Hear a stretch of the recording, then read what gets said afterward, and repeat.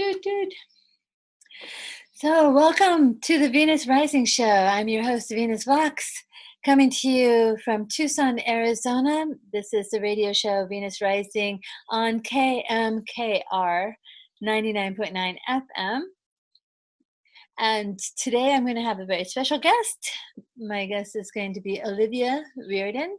Olivia has a band called Olivia and the Interlopers. But I can't wait. I can't wait till she gets here. Oh, excited. I can't wait. All right. It worked. Wait. Oh. I got the quarantine hat hair, so we'll do that. Yeah, right. Well, I should put my glasses back on because I can't really. Oh, look at your kitty cat. Yeah, I'm in my office, aka my bathroom. I love it. Oh my gosh, I can't believe we're doing this.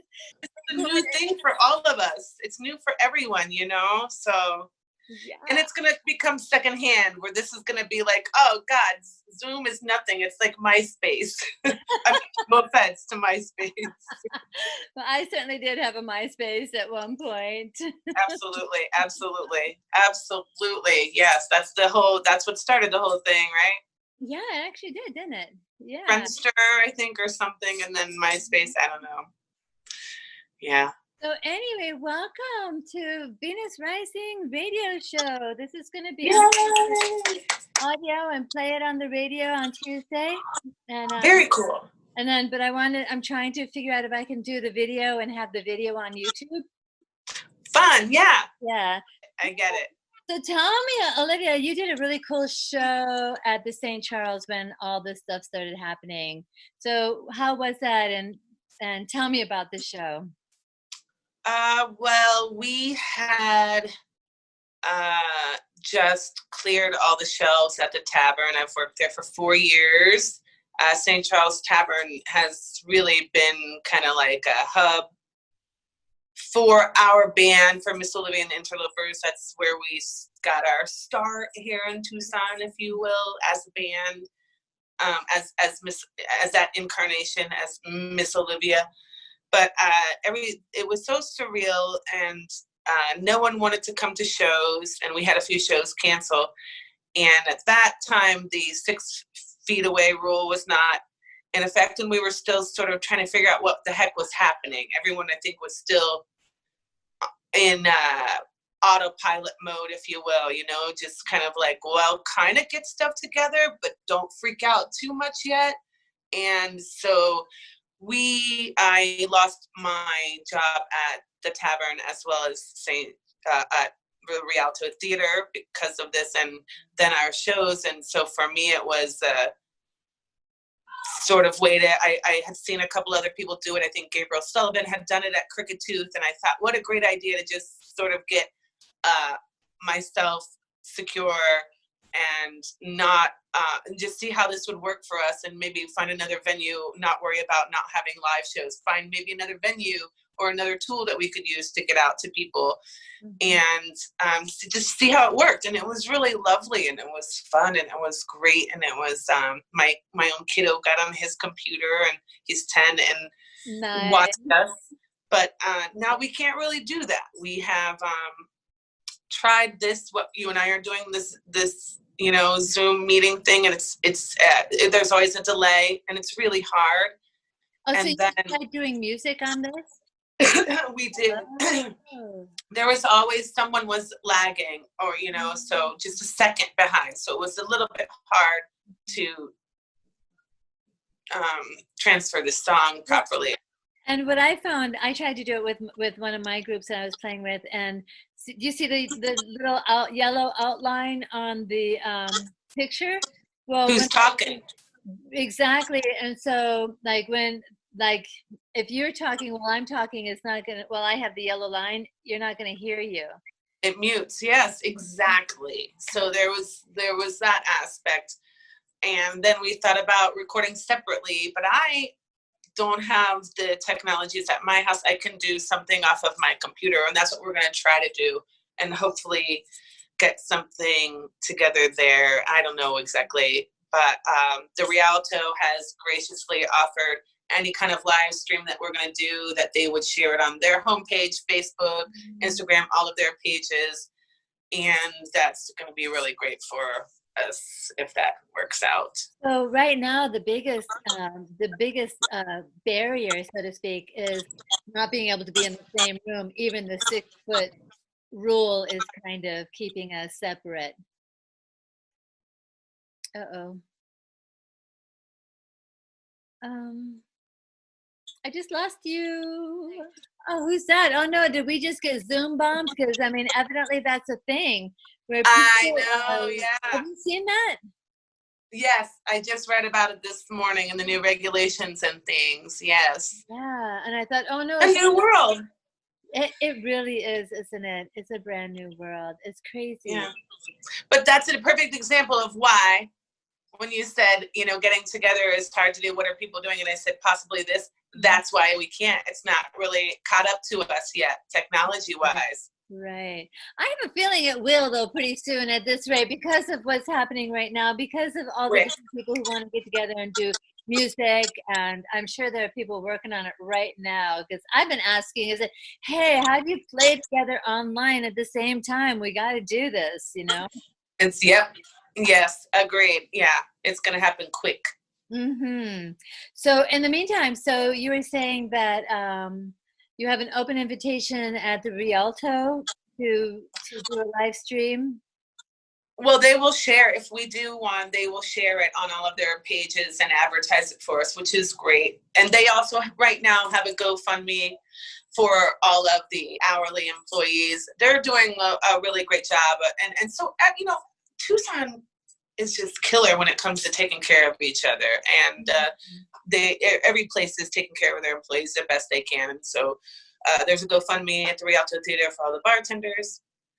And then St. Charles is also going to be putting a GoFundMe up as well. Oh, cool. Okay, so there's fundraisers for the Rialto for all of their employees. There's a GoFundMe. There's a GoFundMe for the St. Charles employees. There's a GoFundMe for almost every Tucson owned small business. Okay. We have a tip page for Miss Olivia Interlopers. I can send you all of those links. Great. We have our EP out that you can go and buy, and it's 99 cents a song on all of the things. Right. Amazon, iTunes, or $2.97 for the EP. Nice. Okay, we got that part out. Now let's until we break it down again. Until we break down, talk to me about your EP. Tell me about the making of it. We recorded at Wave Lab. We really wanted to go to a place that was respected here in town, and Calexico, Nico K's, Iron and Wine. Working at the Rialto, that becomes sort of family, kind of a word of mouth place. Bruce at the Rialto soundman also loved Craig and Wave Lab, so we went over there, and we were fortunate enough to work on 9 songs over there, but we just didn't have a chance over the last year and a half to kind of work the rest out. These guys are good, of course, like any musician, like with Hallelujah, with Cohen's Hallelujah, like he continued to work on that until he passed away, even, and it was never over. So we would always probably do something else or change a little something here, but this particular EP, those 3 were ones that sounded really lovely to us, and we wanted to get something out since we couldn't play live and we couldn't go back to the studio and there was nothing else we could do, but we wanted to just sort of say, hey, we are working and we are trying. Tell me about the songs. Tell me about what you have. Are these all written by you? Are they originals? Are they covers? What you have going on? So the EP has 3 songs, but if you go to our SoundCloud, there's an extra song, a 4th song, and it's called Marry Me. So there are 2 songs. Leaving You is a song that we wrote, and we put it on the NPR's Tiny Desk a couple years ago. Cool. And Blacklisted we wrote and put that on last year for NPR's Tiny Desk. Royal Jelly is done by an amazing band. Oh my gosh, it's escaping me right now because I'm thinking about, it was written by, oh my goodness. Wait. I know, what is their name? It's I'm gonna think about this, but it'll come to you. A young lady, Jess, who did the video for it and works at the Rialto as well, and she gave me their song, and she said, I hear you singing this song, and I contacted them, and they said, do it, it's your song, do it, see what you guys can do with this. And so we did, and now it's on our EP. And then Marry Me is by Lana Rebel here in town, and she also, same thing, we adore her, and we do her songs in our normal repertoire, and she said, do it, it's yours, do what you will. So it's nice to have musicians who support each other like that, no barriers, just take it and go. And I would do the same. That is pretty cool. I really like that because that really speaks to the community of musicians in Tucson. Mm-hmm, absolutely. And then I think we take those songs and we pay homage to them and respect them, but we also give it our Miss Olivia Interlopers twist, so it becomes our song. Similar, I hate to, there's other musicians that do the same thing. When Ronstadt does that, for a quick example, since she has been in the press prior to this crazy thing, her documentary was exactly about that, take those songs and make them yours. They're lovely. Well, I think that's with every genre, basically. I mean, if you think about, even something as different as classical music, when you're playing classical music, you're not just playing the composer's notes, you're making it your own somehow. What a great example. Mm-hmm. Mm-hmm. Yes. And then we can think of different songs that we know and love that, what was that one? Dolly Parton, I think she wrote it, I will always. Whitney Houston, right? It became her song. Exactly. Yes. Yeah.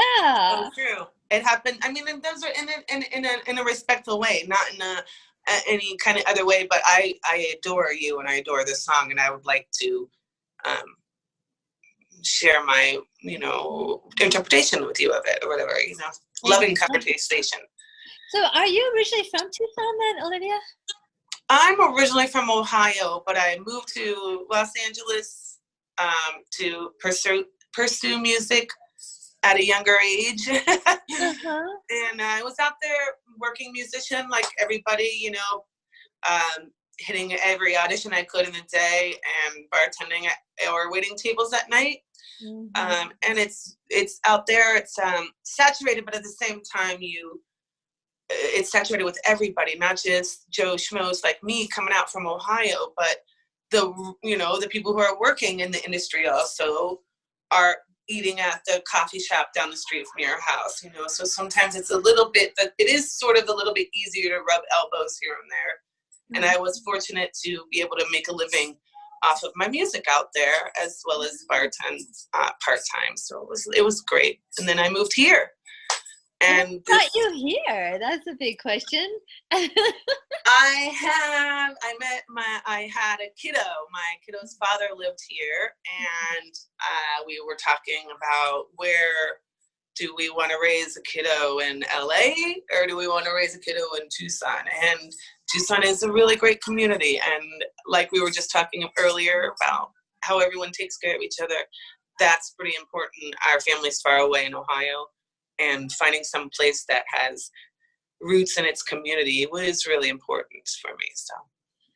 Well, that's pretty cool. And so you've been here for quite a while then, I take it. 11 years now, almost 12 years. Wow. Mm-hmm. Wow. And so, of course, coming here means that you continued the music and you jumped right into the music community here. Well, I waited till my kiddo was about 2 or 3. I was lucky enough to be home with him, but Curtis McCreary, who runs the Rialto. He and I knew each other from college. And when I bartended in college, he was the DJ at the club that I bartended at. And I had come down to 4th Avenue Street Fair, and someone said, "Oh gosh, you're at this in the Tucson, Arizona." On Facebook, I posted a picture, and they said, "Curtis, our old college buddy lives there." And I said, "What?" And I Facebook messaged him, and I said, "Hey, I'm at this 4th Avenue Street Fair," and he said, "I am at this Barrio Fest. This band Calexico is getting ready to play. Bring your kid out. It's family friendly. I'll put you on the list." And I was like, "Oh gosh, I wonder what he does there. Maybe he's a bartender or something there. Or maybe he's DJing." I had no idea that he was really putting this festival on with a team of amazing people. Oh, wow. And I walk in, and I immediately was like, wow, this is where I need to be. This music community, it was really beautiful. And Laura and the Killedmen, but I had played, and I saw, I can't remember, Rebirth Brass Band, and Nice. it was a really great experience to be introduced into music-wise. And then the rest is history. I squeezed my way, I got attacked, I squeezed my way into the Rialto as a bartender. Uh-huh. And that was, trying to find my way here and trying to find musicians that I could work with here. And it was a great hub for me. So how long has Miss Olivia and the Interlopers been around?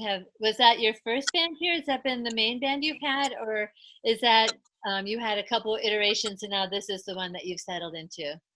Well, I was in all kinds of bands. I was in a cover band. We played like the Police Firefighters Ball one year. We did sang some Pink songs and some Justin Timberlake and, some Brick House. But I had a couple other bands. We did a couple cover-ups, and I did like a police tribute and thing when the Rialto did that. And but this band, Miss Olivia, they were in a band together called Adam Hart Mother, which was Pink Floyd cover band, and they needed a backup singer. Okay. And David Hostetler had seen me perform before and said, well, I think that she would do well. And so I went and auditioned. We played some really great shows together, and they're amazing musicians. Those guys, Mike Sydloski, David Hostetler. It was Daniel Thomas at the time, and Randy Lopez, and Chris Callahan. It was really great. Those guys are amazing. But then there was some health issues that went along in that band, and so it sort of dissolved. But we didn't want to quit playing. Elizabeth at the Tavern said, I had been working there maybe about 6 months, and she said, well, just see if you guys put something together and play here on Saturday night. And I said, well, maybe we will. And we threw some covers together and literally played on like a Saturday night. KXCI invited us into the studio. We did a couple of covers. We still do those covers to this day, like an Erika Badu song, I think we did. And I can't remember what else we did. And we left that almost 300 people show at St. Charles Tavern, and the next day there were emails to me and calls saying, hey, do you want to play here? Do you want to play there? And awesome. It was done. Awesome. And so then the rest is history. Oh my gosh. Yeah, I think I've heard you do the Erika Badu song. I've been a long time Erika Badu. Yeah, right. Who isn't? I know, right? The uninitiated. Right, yeah. No. She did a live stream during all of this. It was $1. It was like a 2.5, almost 3 hour live stream. My kiddo and I stayed up and watched. It was, oh my gosh, amazing. Talk about a goddess. Yeah, yes.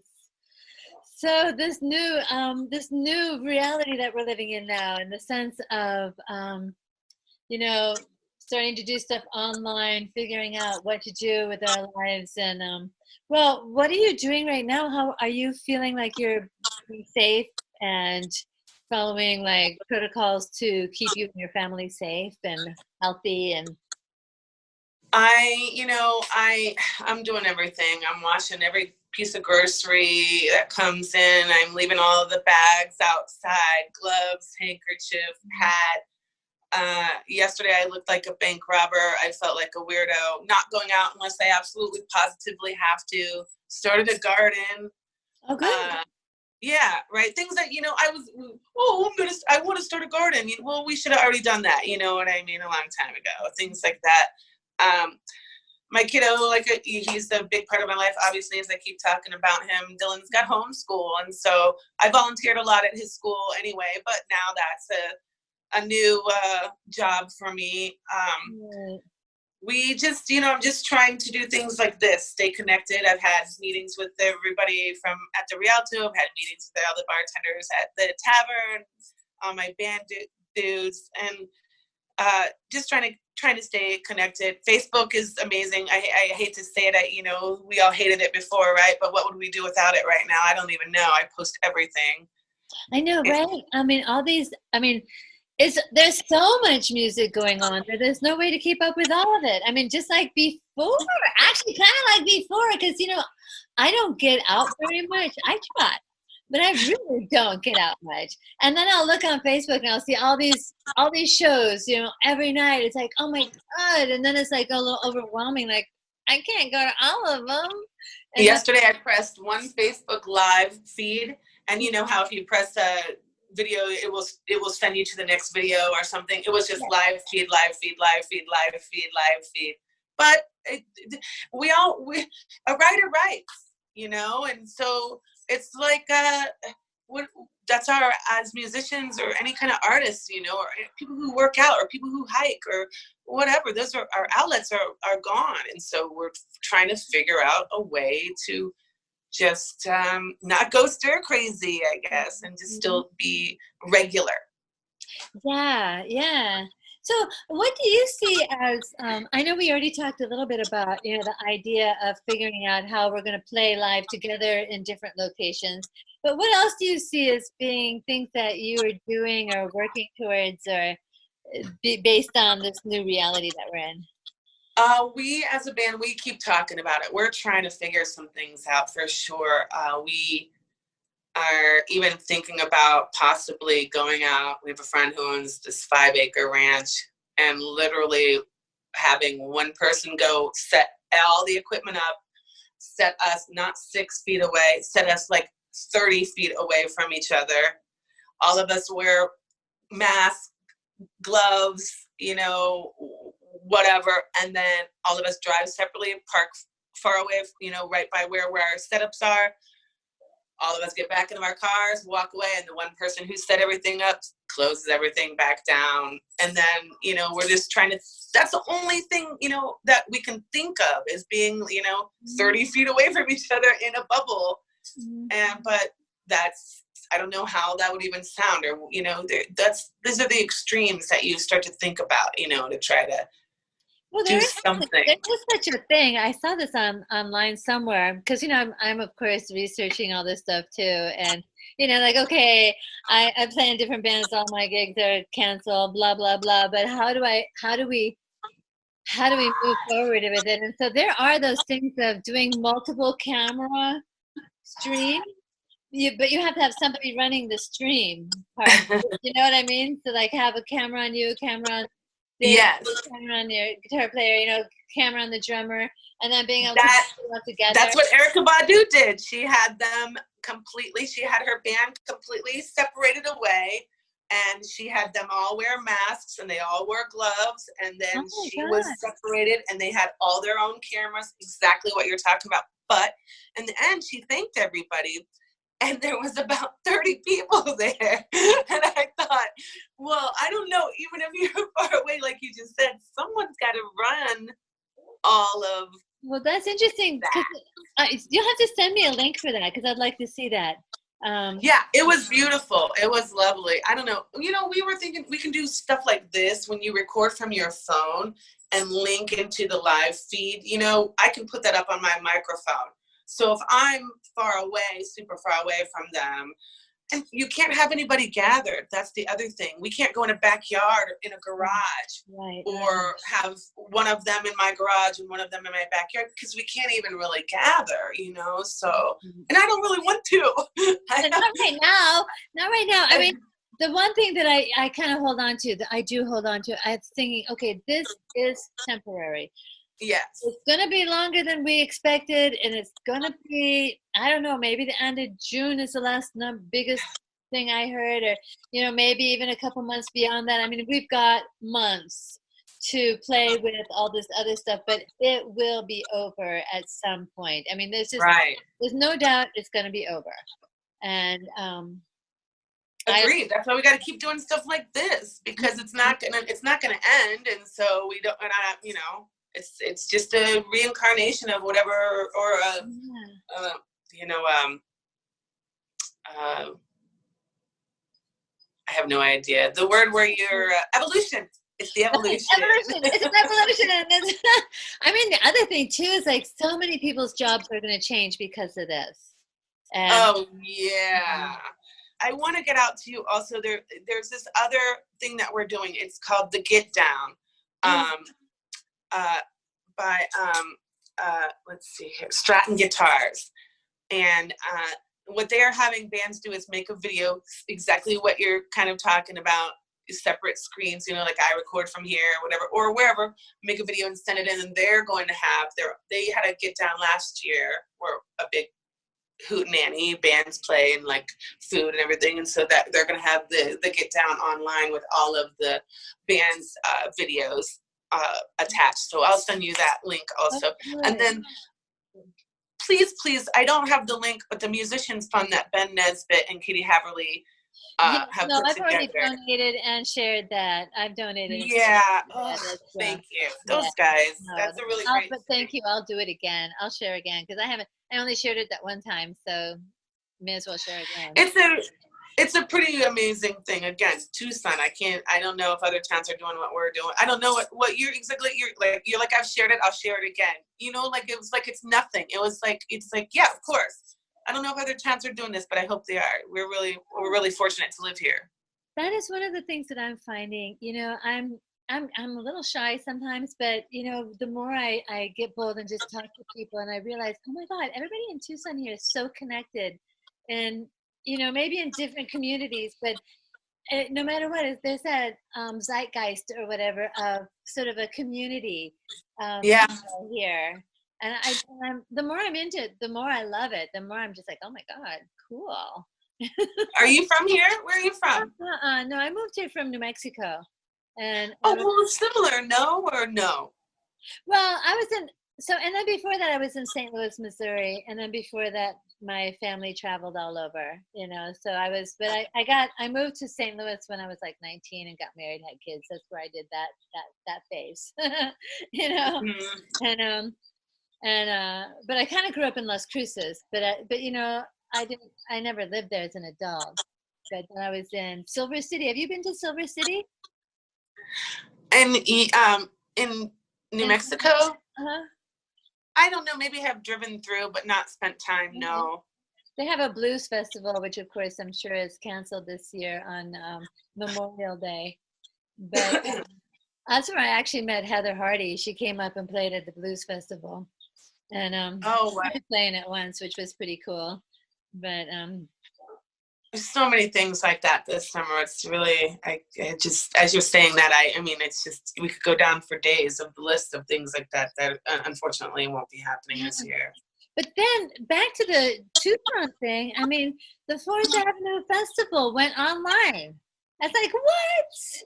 You know, and then last night I didn't go to it, but evidently that Silver Sea shop on 4th Avenue, evidently they did a online sale. It's like, oh. They've done a couple of those. Yeah. Do you ever do lessons, by the way? I do. I have. You know, prior to this, I was so busy, and I just really would try to squeeze people in wherever I could. But now, like you're saying, online, I have nothing to do, so I should put myself out there. I also put out there, if anybody wants a daily song, just hit me up. Yeah. But I saw. I'm trying to think. was it Roger Waters giving guitar lessons online, and I just saw G Love for free doing a whole free concert online for the musicians fund, and it's kind of neat because you're seeing them like this in their bathroom with their hair not brushed. Right?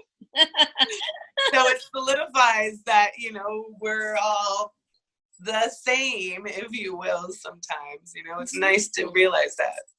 Are you on Patreon? Yes. Okay.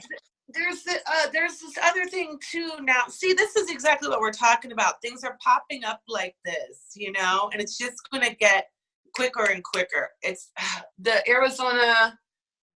Oh, I'm going to send you some links as well. I'm going to look them up. Okay, it's the Renaissance. It's a rebirth, with all of this death, there's a rebirth. There's something really cool happening right now. We're changing the way we communicate. And it's a really lovely, it's a nice, beautiful way. We're laughing and giggling, So the new Renaissance. I love that. Thank you for saying that. I think that's a great word to use because like Renaissance has so many different meanings. When you think of a Renaissance man, well, let's say Renaissance woman. Okay, let's not be gendered here necessarily. But when we think of that in regards to somebody, it usually means somebody who has a lot of interest and a lot of skills, a lot of creativity, a lot of this rebirth, Renaissance, right? This rebirth, this renewal, this, I don't know, change. Yeah, it's a big change. It's a huge change. And I have a feeling that you're going to do a great job just really finding your niche and finding your way to go through all this. Yeah, I really do. I sense that you're really working on things. You have the support of your band members and your community. Sounds like your community is really, I went to the St. Charles one. Actually, I went there once. I made it out of my house. Awesome. It was Bloody Mary in Tucson. I had fun. I went to hear Breaking Glass, Oh, yeah. Julie and Mario. Julie. Yeah, Mario is actually how I met David and all of the guys. Wow. Mario works at the FedEx that I would go to with my little boy when he was my little boy loved trucks, FedEx, so we'd go to FedEx and get FedEx stickers. And Mario knew my friend. It's crazy how interconnected and interwoven we all are. It's amazing. He knew I was a musician, and he was like, through my friend Tina, and he was like, "Listen, these guys are stellar. Hook up with them." So it was really Mario who introduced that. Wow. Yeah. What a small world. Well, that's who I went to hear, and Marta De Leon was there. Talk about tears. That place has many lives. And it has all those different rooms, and it's able to cater to different genres of people and everybody. It's like a vortex, really. I've never really worked anywhere that feels so comfortable and allows other people to feel so comfortable, no matter age, background, where you live, where you've come from. And I think Elizabeth really in Churchill really instilled that in all of us who work there, to kind of like, this is the neighborhood bar. That's what they've said from the beginning, and so it's somewhere where it's part of the neighborhood. That's so. I love what makes it lovely. Yeah. Yeah. Do you live in that part of town too, or? I don't. I live in Oro Valley, and that goes to show you how much I love it. Why am I driving all that way? I work there 2 days. I work there 2 days a week. I work there. I worked there Sunday mornings, and then Wednesday I worked there 1.5 days. I'm sure once everything opens back up, you'll be working there again. Yes, we are all chomping at the bit. I put a pour spout on the my kids' juice just to pretend like I was working.